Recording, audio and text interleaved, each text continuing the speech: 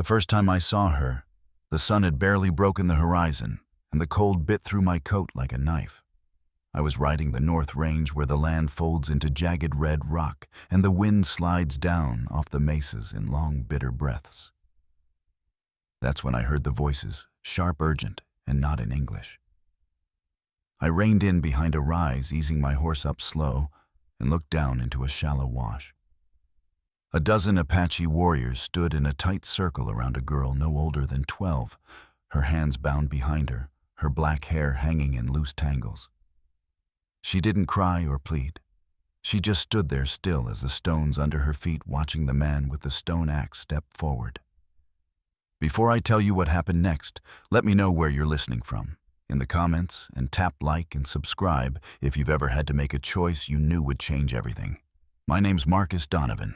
I've worked this land alone for near 15 years, ever since I came west, with nothing but the clothes on my back and a horse I could barely afford. I was born back east, raised to believe a man's word was his bond, that you looked out for your neighbors and you kept your Sabbath no matter the season's demands.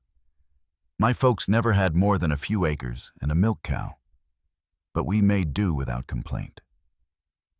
The war took what little we owned, and it took my family too, leaving me with nothing to go back to.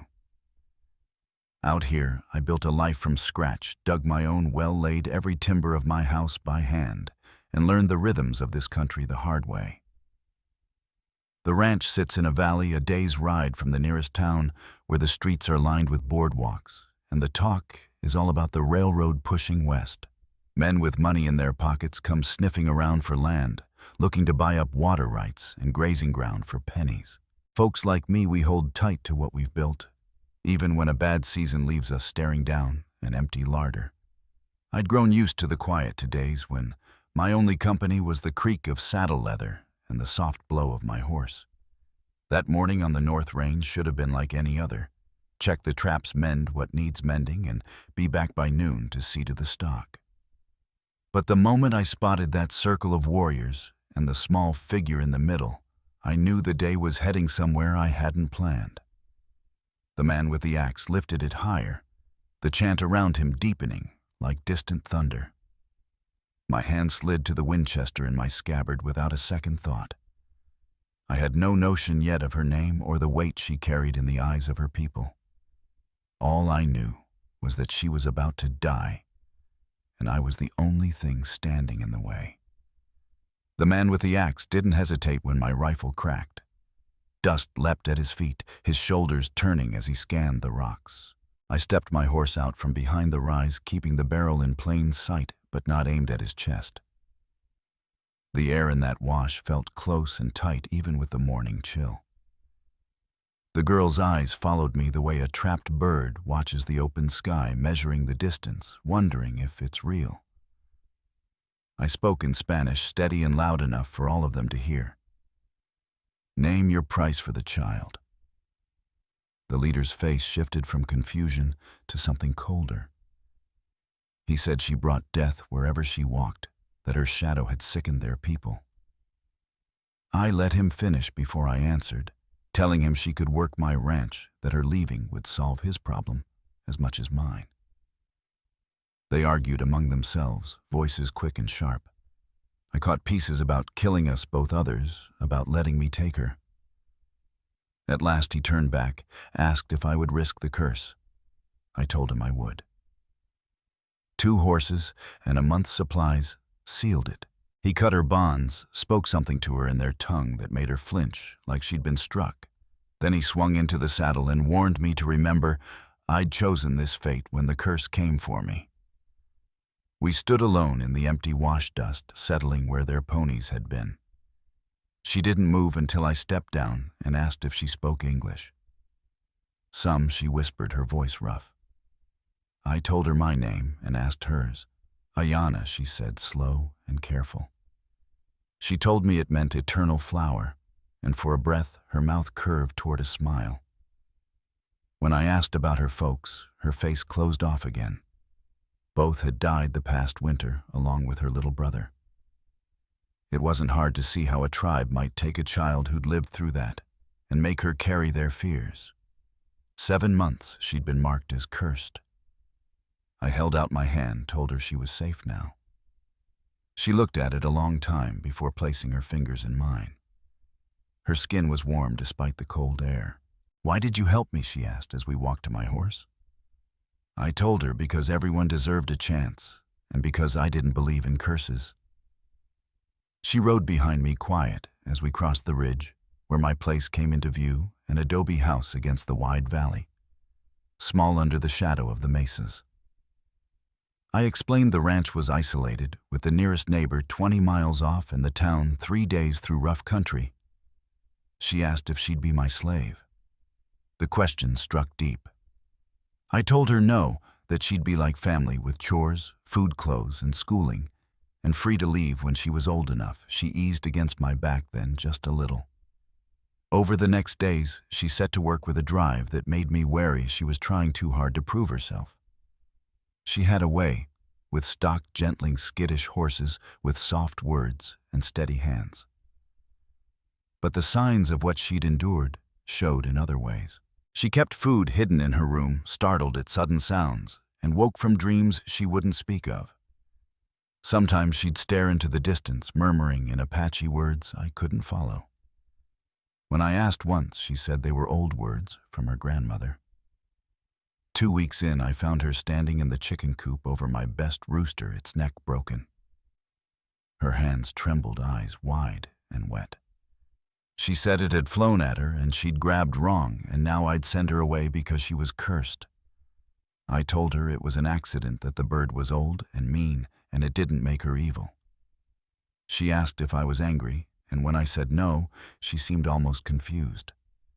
She told me everyone back home had called her the reason for every misfortune. I told her she wasn't cursed, just a girl who'd been through too much. As winter edged closer, she began to open up more. She told me about her life before sickness came, her parents' kindness, her brother trailing her everywhere, the stories her grandmother had told by the fire. I asked if she missed it, and she said some parts, especially the stories. That night she told me about Coyote stealing fire from the sun. Her voice steady, her eyes brighter than I'd seen them. We kept to a rhythm mornings with the animals, afternoons, with lessons in reading and writing for her and Apache words for me. Evenings by the fire, swapping stories. The quiet between us was easy now, filled with the small sounds of a lived-in home. Then one cold December morning, the sound of riders broke the stillness. I stepped onto the porch to see a column of cavalry led by Captain William Hartley, a man I knew by reputation. He said they were searching for Apache raiders who'd attacked a supply wagon. My gut tightened. Ayanna was in the root cellar, as I'd told her to hide whenever strangers came. Hartley asked if I'd seen any sign of Indians. I told him no. He wanted to search the place. I warned about skunks under the porch to keep him from poking around. But he still walked through the house. In the kitchen, he stopped tilting his head. I heard it then, a faint shift beneath the floorboards. His eyes met mine, and he told me to call up whoever was down there. I had no choice. "Ayanna," I said softly. The trap door creaked open, and she came up, eyes wide at the sight of the drawn pistol.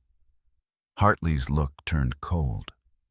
He called her a hostile and me a traitor, ordering his men to bind her hands. I stepped between them, saying she was just a child. He answered that being Apache was enough. They hauled her outside toward their horses. I asked where they were taking her. He said Fort Hookah to question her about the attack, adding that prisoners didn't last long there. Something in me snapped. I lunged at him, but he swung the pistol hard against my temple.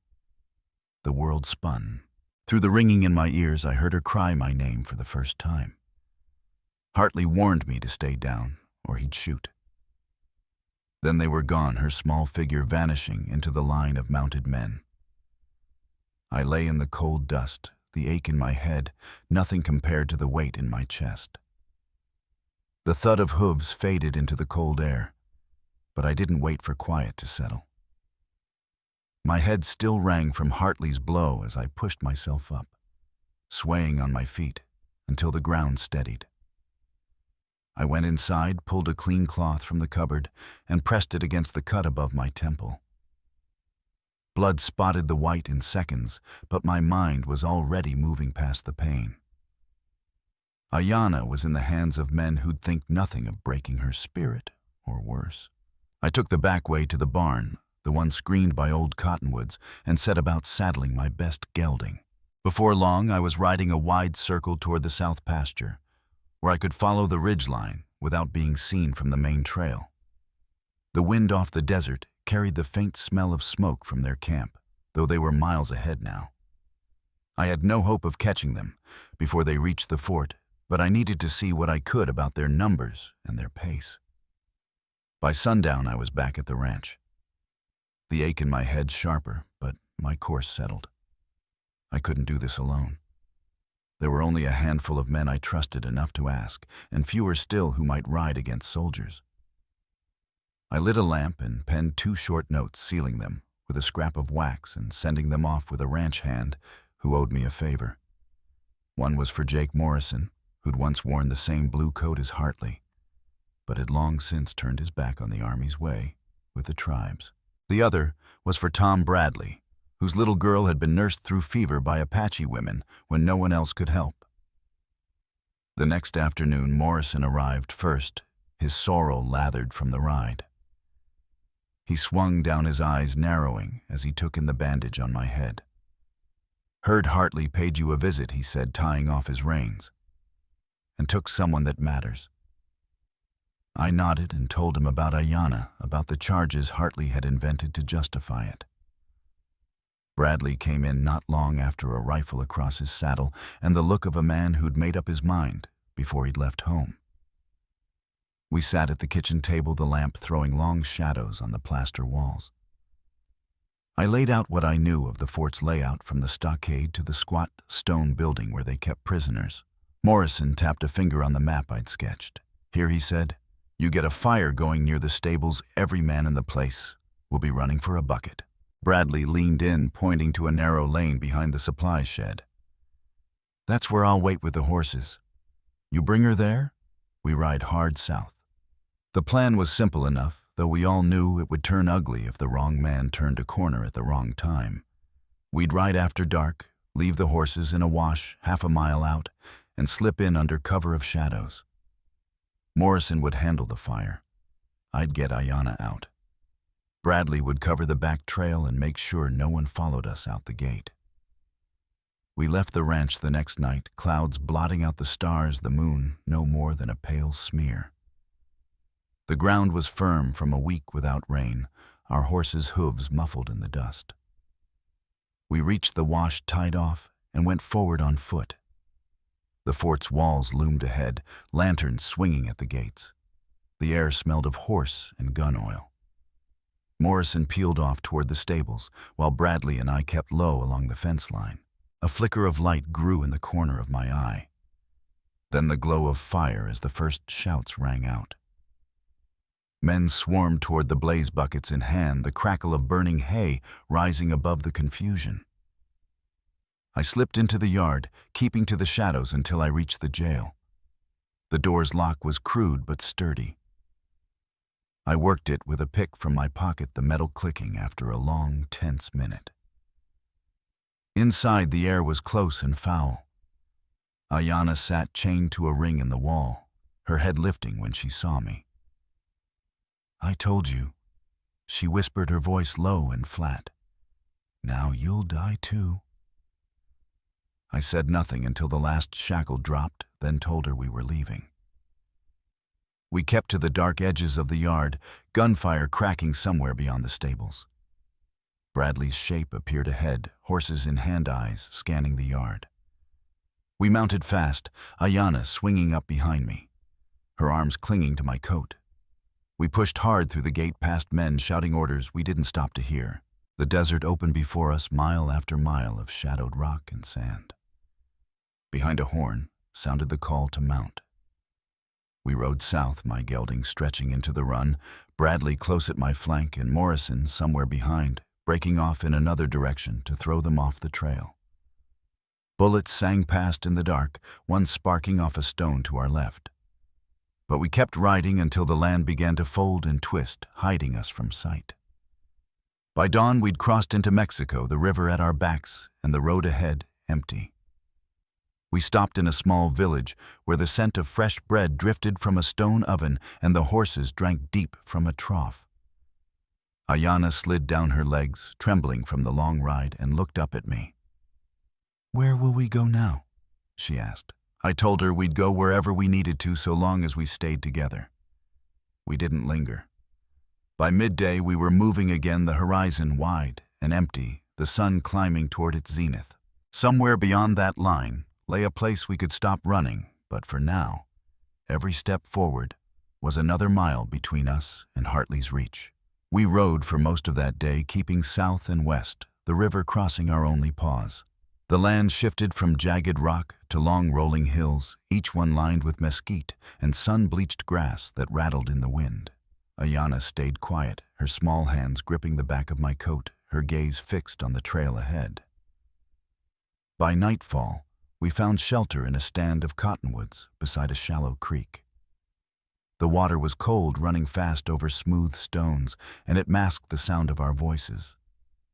I spread my bedroll close to the fire and set hers on the far side where the light still reached. Bradley took the first watch, his rifle laid across his knees, eyes on the dark shapes of the hills. Ayana ate without a word, the bread and jerky disappearing quick.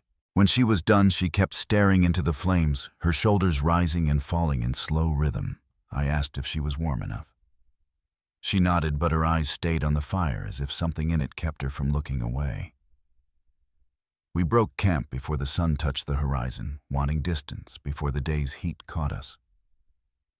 Bradley split off toward a small settlement he knew, planning to trade for fresh supplies and see if any word had traveled about the fort's loss. Morrison was still out there somewhere, circling wide to keep attention off our trail. Ayana and I turned deeper into the hills, where the ground broke into narrow gullies that could hide a rider from sight. By late morning, the heat pressed down hard. We stopped in the shade of a sandstone bluff, letting the horses rest. Ayana took a drink from the canteen, then asked in a low voice, "Will they keep chasing us?" I told her they might, but we'd make it harder with every mile. She nodded, like she'd already known the answer, then handed the canteen back without meeting my eyes. We reached a small village near sundown, the kind of place where buildings leaned into one another and the streets turned to dust with the lightest breeze. An old man near the well pointed us toward a woman who rented rooms above her shop. Her name was Mrs. Calder, a wiry frame and quick hands, maybe 60, but moving like she'd never slowed down a day in her life. She asked no questions when I paid for a week in advance. The room had a narrow bed, a chipped basin, and a window that looked toward the hills. That night I sat by the window while Ayana slept. Down below, the street lay empty except for a stray dog nosing at a barrel. Lanterns burned low in a few windows, their light fading with the hour. The quiet should have been a comfort, but my mind kept turning over the same thought: how long before Hartley's reach found its way here? We stayed 3 days, enough to rest the horses and put fresh shoes on them. Bradley returned on the second day, bringing news that the cavalry had split into search parties. Hartley himself was seen in a town to the east, questioning anyone with livestock enough to carry 2 riders. It was only a matter of time before his men cast their net wider. On the morning of the 4th day, we packed before dawn and slipped out along the western road, the sky just starting to pale. For weeks after, the trail became our only home. Some nights we camped under a roof offered by a friendly rancher. Others we slept in the open with nothing but the fire for company. The days blurred into one another, miles of dust, the weight of the sun, the sound of hooves striking hard ground. Ayana began to speak more, telling small stories about her family, about the hills where she'd grown up. She laughed once, quick and soft, at something Bradley said about his old mule, and the sound stayed with me long after. By the time we crossed into New Mexico territory, The air had cooled and the wind carried the smell of piñon smoke from distant chimneys. We found a town tucked against the foothills, larger than most we'd passed through, with a main street lined in brick and board. Bradley decided to part ways there, heading north to his own spread, but not before pressing a small pouch into my hand. "For when you need it," he said, then rode off, without looking back. Ayanna and I took a modest room above the livery stable, the boards creaking under our steps. The work there kept us in feed and hay, and in return, the stable owner, a stout man named Elias Turner, asked no questions about where we'd come from. Ayanna took to the work, easily brushing down the horses and carrying water without complaint. In the evenings, we'd sit outside on the narrow porch, watching the street quiet down as shopkeepers doused their lamps. One evening, as the last wagon rattled past and the sound of the blacksmith's hammer fell silent, a lone rider came into town from the east. He was a lean figure in a dust-coated coat, his horse lathered from the trail. He didn't head for the saloon or the hotel. Instead, he slowed in front of the stable, his eyes scanning the upstairs windows. I stepped inside, closing the door behind me, and waited for his knock. The knock came just as the last light slipped behind the ridge. I opened the door to find Morrison standing there, dust streaked across his face, his coat hanging open like he'd ridden without pause. He stepped inside, closing the door behind him with a glance toward the street. Ayanna was at the table mending a shirt, her hands going still as soon as she saw him. "They're not far behind," he said, keeping his voice low. "Hartley's split his men, but he's taken a personal interest. Word is there's a bounty in gold for anyone who brings you in alive, or otherwise." I felt Ayanna's eyes on me, though she said nothing. Morrison leaned on the table, the boards creaking under his weight. "You can't stay here. The stable's too open, and you've been seen around town. If Hartley comes through, he'll know where to look first." We sat in silence for a moment, the fire snapping in the grate. Outside, the night settled thick over the street, the smell of horses and lamp oil drifting in from below. I asked Morrison how long he reckoned we had. He shrugged. "Could be a day, could be hours. Either way, you need a place where they won't think to look." Elias Turner came up not long after, carrying 2 tin mugs of coffee. I told him what Morrison had said. He set the mugs down slow, his brow furrowed. "I know a man," he said. "Lives up past the canyon, keeps to himself. Folks in town think he's half wild, but he owes me a favor." Turner described a narrow cabin tucked into the folds of the rock, the path to it hidden by scrub and stone. "You hole up there, you might buy yourselves some time." By dawn, we had the horses ready. Morrison rode out first, circling east to watch the road for trouble. Ayanna rode with me, her small frame bundled against the chill. Turner's directions were clear, but the canyon trail was nothing more than a faint line between jagged walls. We moved slow, the sound of the horses' hooves echoing off the rock. The air grew cooler. The deeper we went, the sunlight cutting to thin strips overhead. We found the cabin near midday, its walls weathered to a gray that blended into the stone behind it.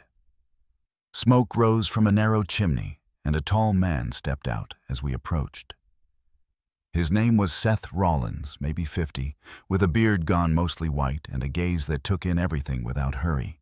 He didn't ask for details, only nodded when Turner's name was mentioned and opened the door wide. Inside was one room, the walls lined with shelves of jars and tools. A cot pushed against the far wall. Ayanna sat on the edge of it while Seth stoked the fire. He told me there was a spring nearby and that we could fetch water without leaving tracks if we were careful. Before long, the warmth filled the room and Ayanna's shoulders eased. The days that followed passed quiet. We kept the fire low-cooked, simple meals and spent hours in stillness, listening for sounds beyond the canyon walls. Seth spoke little, though when he did, it was about the land where the deer moved when the rains might come. Ayanna spent her time carving small shapes from bits of wood he gave her, lining them up along the shelf by the door. On the 4th night, Morrison returned with news. Hartley was in the last town I passed, he said, standing just inside the doorway, his breath clouding in the cold air. He's certain you're still in the territory. He's posted riders at the crossings into Arizona and Texas. He glanced at Ayanna, then back to me. You can't keep running forever. At some point you'll need to disappear for good.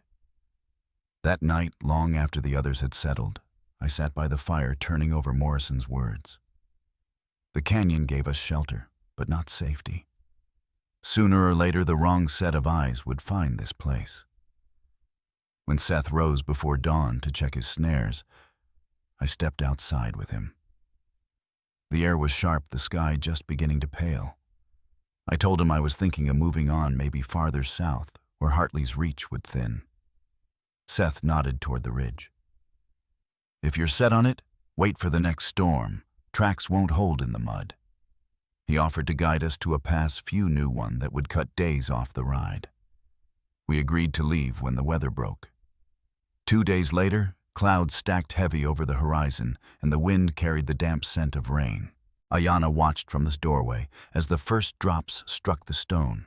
We packed light, leaving most of Seth's provisions behind, and thanked him for his shelter. The trail out was steep, the rocks slick beneath the horses' hooves, but by mid-morning the rain had turned the ground to a dark, clean slate. We followed Seth through the pass until the canyon walls fell away to rolling country. He pointed us toward the south and wished us safe travel. By the time we reached open ground, the rain had eased and the air smelled of wet earth. Ayanna looked up at me from the saddle, her hair plastered to her cheeks. "Where will we stop next?" she asked. I told her we'd know it when we saw it. By late afternoon, we spotted the faint line of smoke from a distant settlement, the roofs barely visible against the hills. As we rode closer, the sound of a church bell carried on the wind. Slow, deliberate chimes that marked more than the hour. The bell's slow chime carried on the wind as we rode into the settlement. The street was wide enough for 2 wagons to pass the storefronts set back under wooden awnings, their signs swaying with the breeze. Folks moved unhurried, though every head seemed to turn our way. Ayanna sat tall behind me, her gaze fixed on the far end of the street, where a whitewashed church stood its steeple casting a long shadow over the packed dirt. We stopped outside a mercantile with broad front windows. A man in a canvas apron stepped out, wiping his hands on a rag. He introduced himself as Samuel Boone, the store's owner, and asked if we needed feed or lodgings. I told him both, and he pointed us toward a boarding house run by his sister a block over. "Miss Hattie'll treat you fair," he said. "Supper's early, so don't tarry." The boarding house was a 2-story clapboard with green shutters and a front porch deep enough for 3 rocking chairs. Miss Hattie Boone was a trim woman in her mid-50s with hair pinned neat under a linen cap. She showed us to a room at the back, its window overlooking a small garden lined with bare-limbed fruit trees. The bed was narrow but clean, and the washstand held a pitcher of fresh water. That first night's supper was served in the dining room, along with 3 other boarders, a traveling preacher, a quiet woman mending lace, and a ranch hand with dust still clinging to his boots. Ayanna kept her eyes on her plate, speaking only when spoken to. Miss Hattie asked where we were bound, and I told her south, looking for land. She nodded without pressing. We stayed on in the days that followed, helping with small chores to pay down our keep. Ayanna took to sweeping the porch and fetching kindling, her manner easy enough that even Miss Hattie seemed to soften toward her. I helped Samuel Boone repair a sagging hitching rail out front of the mercantile, the scent of fresh-cut pine heavy in the air. One afternoon, while Ayanna was at the garden with Miss Hattie, a rider came in from the north, his horse lathered from the trail. He reined up outside the store and handed Samuel a folded paper, then leaned against the post while Samuel read it. I caught the look they shared, quick and heavy, before Samuel slipped the paper into his apron. When I asked later if there was trouble, Samuel only said there'd been sightings of cavalry patrols, and left it at that. That night, Ayanna seemed restless, folding and refolding the small handkerchief she carried. "Do you think they'll find us here?" she asked quietly after Miss Hattie had gone upstairs. I told her we'd be ready to move if we had to. She nodded, though her hands kept moving over the cloth. The next morning brought a change in the weather. Clouds hung low, and the wind carried the scent of rain. I was helping Samuel stack sacks of flour when the preacher from the boarding house approached, his hat brim dripping from the mist. He said there had been talk at the church of soldiers passing through a settlement 30 miles east, asking after a man traveling with a young Apache girl. My jaw tightened, but I thanked him and kept stacking. That evening, Morrison arrived without warning, stepping into the boarding house just as supper was being served. His coat was damp, his boots tracked with mud, and he didn't bother with pleasantries. "Hartley's close," he said under his breath as I met him in the hall. "Too close. He's not giving up this time." We moved to the porch, the rain pattering against the roof.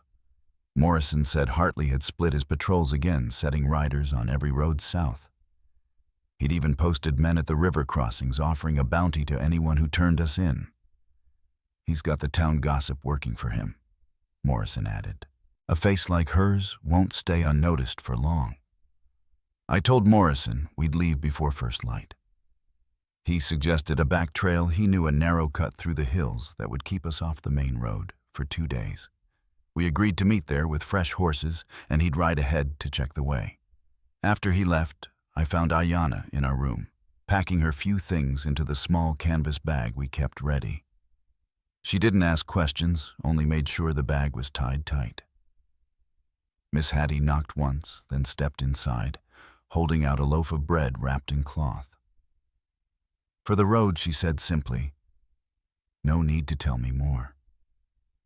We were gone before dawn, the town still asleep, lanterns glowing faintly behind drawn curtains.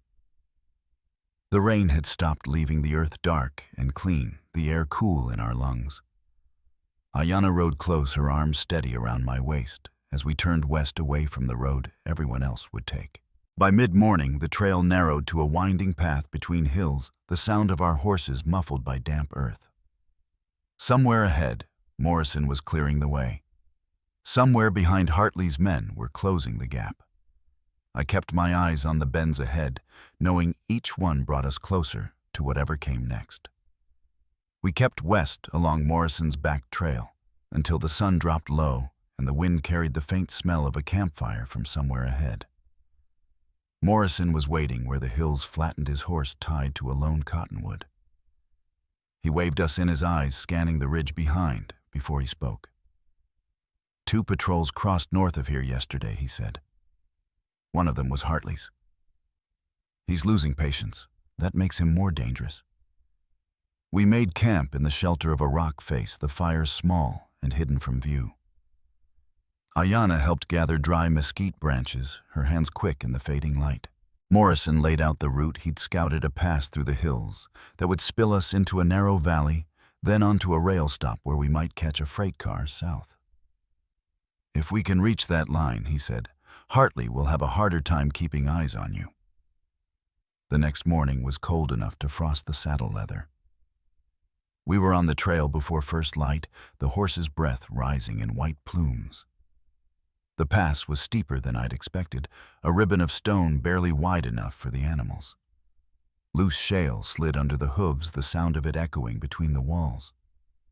Ayanna sat steady, her gaze fixed on the winding climb ahead. By midday, we reached the valley floor. A creek cut through it, shallow but wide enough to take our tracks. We followed it for more than a mile before turning toward the rail stop. The settlement there was little more than a depot, a water tower, and a bunkhouse for the line workers. A freight train sat on the siding, the engine hissing in the chill air. Morrison spoke with the yard foreman, a thick-set man named Warren Pike, who agreed to let us ride in the empty stock car bound for a junction 50 miles south. We loaded the horses first, tying them toward the front of the car. Ayanna settled on a bedroll beside them, her back against the plank wall. As the train lurched forward, she watched the scenery slide past through the open slats, her eyes following the distant line of the hills. Morrison stayed near the door, keeping an eye on the track behind. It was near sunset when the train slowed unexpectedly. Morrison's hand went to the rifle at his side. "Stay with her," he told me, then moved toward the door. Through the gap I saw riders on the parallel trail, 6 of them moving fast. One lifted an arm in signal, and the train began to slow further. Hartley, Morrison said over his shoulder. The foreman had no choice but to stop.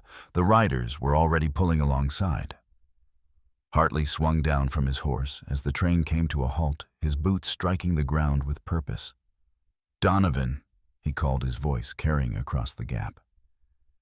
"You've made this harder than it needed to be." His eyes shifted to Ayanna, and the corner of his mouth lifted in a thin smile. "She's coming with me." Morrison stepped down from the car, his rifle held low but ready. "You'll have to go through me first." Hartley's men spread out hands near their weapons. The air tightened, the only sound, the slow hiss of the engine. I moved to stand between Hartley and Ayanna, my own hand resting on the Colt at my belt. For a long moment no one moved. Then a voice rang out from the far side of the train. Warren Pike standing with a shotgun in the crook of his arm. "You're trespassing on company property," he said. "Train leaves in 2 minutes. Anyone still standing in front of it gets run over." Hartley's gaze flicked toward him, calculating. The standoff broke in a slow, grudging retreat. Hartley swung back into the saddle, his parting words sharp. "You can't run forever." His men wheeled their horses, disappearing into the dust as the train began to roll forward again. Morrison climbed back into the car, his jaw tight. That won't be the last we see of him. Night fell as the train pushed south. Ayanna leaned against me, the rhythm of the rails steady under us. I knew Morrison was right. Hartley wasn't done. The question was where and when he'd try again. By the time the train slowed at the southern junction, the sun was easing toward the horizon, throwing long strips of gold across the rail yard. Morrison rode out ahead to be sure the platform was clear, then waved us forward. The air smelled of coal smoke and warm earth, and for the first time in weeks, I felt the tension in my shoulders loosen. We led the horses down the ramp, their hooves ringing against the planks. Warren Pike gave us a nod from the far end of the yard, but said nothing more. From here, there were no cavalry patrols, no bounty posters tacked to the posts, only a scattering of freight wagons and the calls of yard hands. Morrison stayed with us until we reached the edge of town.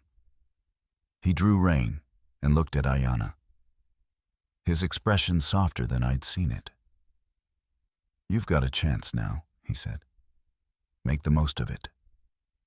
Then he tipped his hat and turned north, his figure shrinking against the open plain. We found a small town tucked along a bend in the river, the streets shaded by cottonwoods and lined with modest shops. Ayanna liked the place from the start. She walked beside me down the boardwalk, taking in the rows of whitewashed fences and the sound of children playing somewhere behind them. I rented a narrow house at the end of the lane, its yard running right to the water's edge. The days settled into a quiet rhythm. I took work mending tack at the livery, and Ayanna helped a seamstress on the corner, learning stitches finer than any I could teach her. Each evening we'd sit on the porch, the river sliding past in the fading light, the smell of supper drifting from the houses nearby. Hartley never found us. In time, his hunt must have lost its worth, or maybe he turned it on someone else. The thought of him no longer carried the same weight. What mattered was here the safety we'd built, the trust that had taken root between us. Years passed in the way they do when life is steady. Ayanna grew into a strong young woman, sure in her steps and in her voice. Folks in town knew her for her skill with a needle and her kindness to those who had little. No one spoke of curses. Looking back, I reckon the trail we took was longer than it needed to be and harder than I would have chosen. But it gave us something neither of us had before, a place to belong, bound not by blood, but by choice. Out here on this stretch of frontier, that's as close to a miracle as a man can ask for. If you've ever found family in a place you didn't expect or stood your ground, when it would have been easier to walk away, you'll know what I mean. And I'd be glad to hear your story too.